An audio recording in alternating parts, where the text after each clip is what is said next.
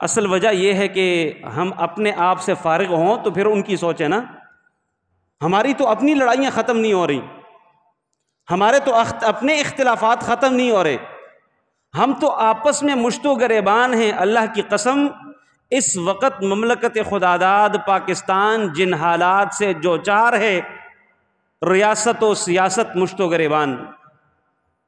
کوئی بھی بندہ اپنے کندھے کو جھکانے کے لیے تیار نہیں ہے. کوئی بھی شخص یہ نہیں سوچ پا رہا کہ ہمارے یہ جو ڈیسیجنز ہم لے رہے ہیں ان کے نتائج کیا نکلیں گے. کسی بھی بندے کے اندر خدا کے لیے، اللہ کے لیے یہ سوچ پیدا ہی نہیں ہو پا رہی کہ ہم اس ملک، اس قوم، اس ملت کا سوچیں. اور یہ قوم اور یہ ملت مضبوط ہوں گے تو پھر امت بھی مضبوط ہوگی. جب امت مضبوط ہوگی تو پھر بابری مسجدوں کی شہادتیں واقع نہیں ہوں گی.